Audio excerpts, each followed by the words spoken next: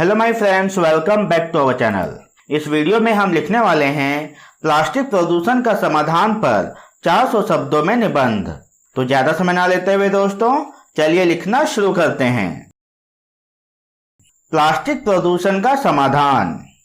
प्रस्तावना। प्लास्टिक प्रदूषण विश्व की सबसे गंभीर पर्यावरणीय चुनौतियों में से एक है। प्लास्टिक उत्पादन और खपत वृद्धि ने महासागरों, नदियों और भूमि को व्यापक रूप से दूषित कर दिया है। प्लास्टिक प्रदूषण से मानव स्वास्थ्य पर बुरा प्रभाव पड़ रहा है। हालांकि प्लास्टिक प्रदूषण से निपटने के लिए कई समाधान प्रस्तावित और कार्यान्वित किए गए हैं, जो प्लास्टिक प्रदूषण के हानिकारक प्रभावों को कम कर सकते हैं। प्लास्टिक प्रदूषण को कम करने के उपाय। प्लास्टिक प्रदूषण को कम करने के उपाय इस प्रकार हैं। नंबर 1, सिंगल यूज प्लास्टिक की कमी करना। प्लास्टिक प्रदूषण से निपटने के सबसे प्रभावी तरीकों में से एक एकल उपयोग वाले प्लास्टिक की खपत को कम करना है। सरकार को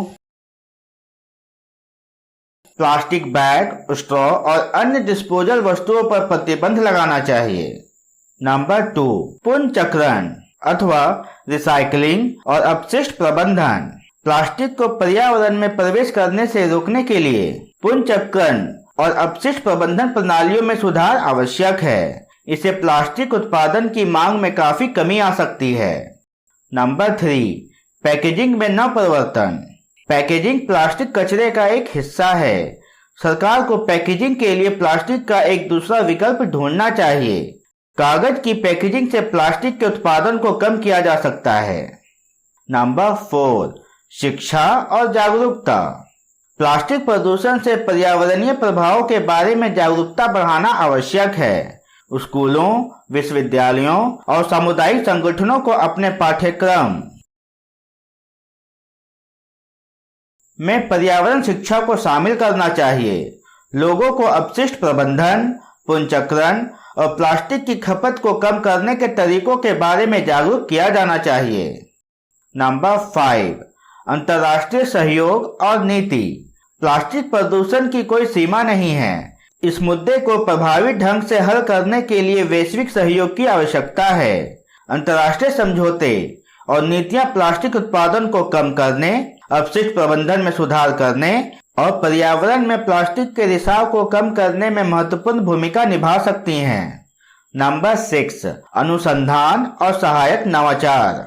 अनुसंधान और नवाचार में निवेश महत्वपूर्ण प्रौद्योगिकियों और सामग्रियों को विकसित करने के लिए महत्वपूर्ण है, जो प्लास्टिक को प्रतिस्थापित कर सकते हैं या अधिक टिकाऊ विकल्प प्रदान कर सकते हैं।